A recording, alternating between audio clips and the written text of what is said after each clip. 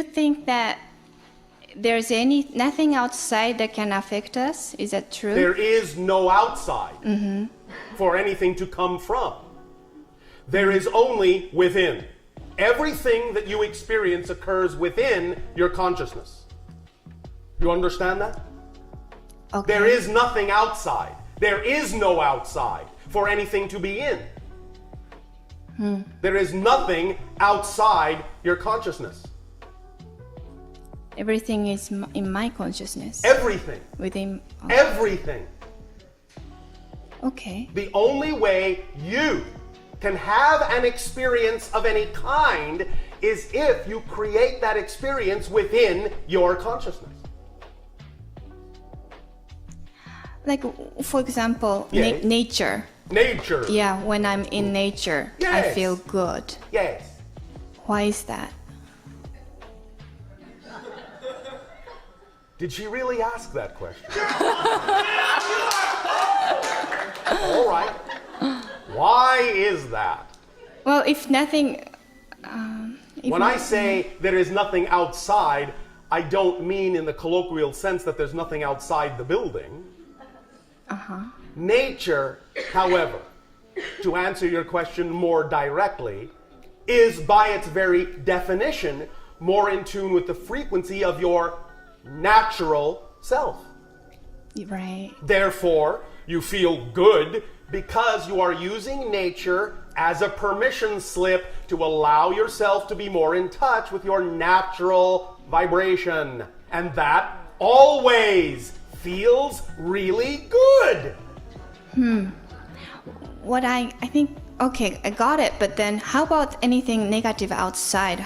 When I feel bad, something happens outside. When you feel bad, it's because you believe that your relationship to that circumstance is defined in a negative way.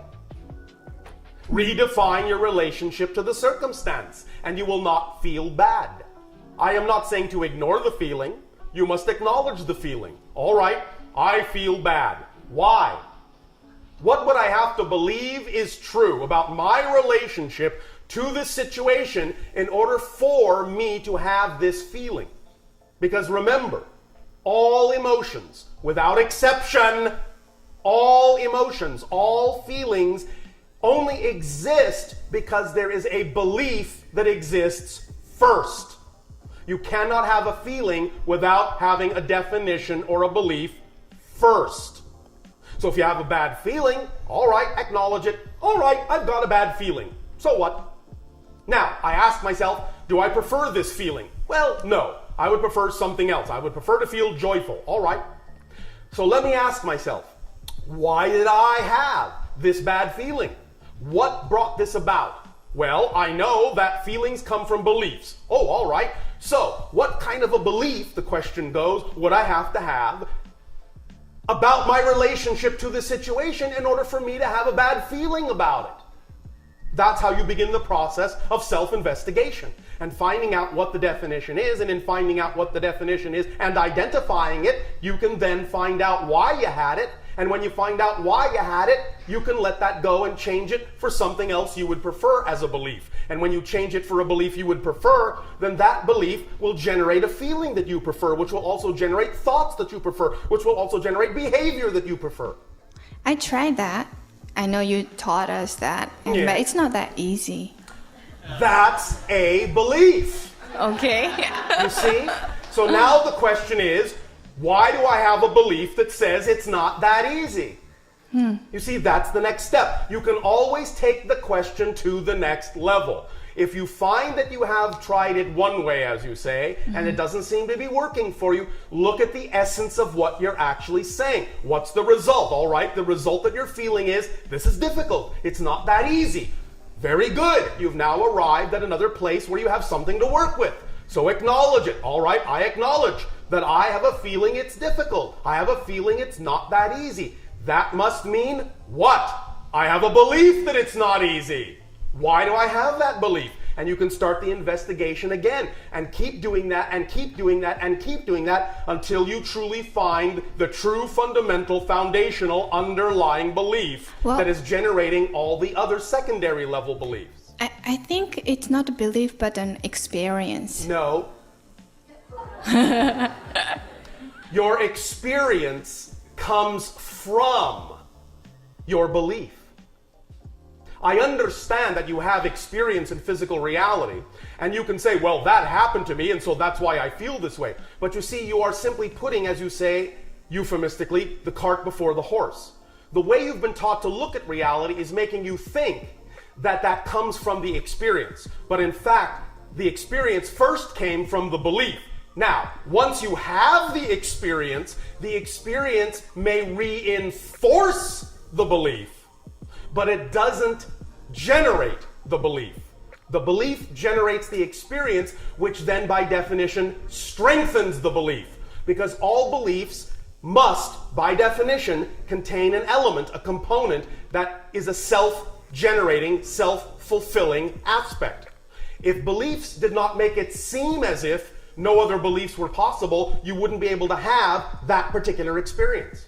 So when you have a belief that generates an experience, the experience will then always have the capacity to reinforce the belief and make it seem to be the only thing that's true. But that's not true. You have to get to a point where you know it's not true, no matter how it feels, so that when something happens, you can recognize that the experience is not causing the belief, it's just reinforcing the belief. And that therefore the experience can be used to put you in touch with the belief that generated the experience to begin with. You follow me? Yeah. Are you sure? I kind of. I think so. Yeah. Work with that. Okay, I have a problem when my husband tells me to do that. Why do you have a problem with it? And why are you defining it as a problem? Well, because it comes from outside. Not There is no outside. All the things you choose to feel, you choose to feel. Anyone could come up to you and say anything. You could still laugh, you know. That's what he said. Someone slaps, even if someone slaps in my head, I still have to choose how I feel, how I feel. But the point is, you're choosing, which means it's under your control. So if you are choosing to feel bad, you have to ask yourself, why would I choose that? And when you ask that kind of a question, it can put you in touch with the belief that makes you think that that's your only choice, when in fact you have many choices of how to feel and how to believe. So you have to find out why you're choosing what you're choosing. Up to you. Okay, thank you. Appreciate it. And we appreciate you as well. But the point is, you must learn to appreciate yourself more. Yeah. All right. And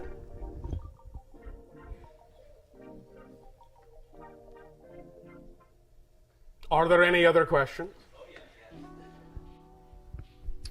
What is enlightenment? One moment. What happened to good day and hello? Good day and hello. Thank you. This is my first time hearing you in person. Oh, all right. It is our first time hearing you as well. Enlightenment, in the most simplest possible way I can state it, is simply the willingness to lighten up.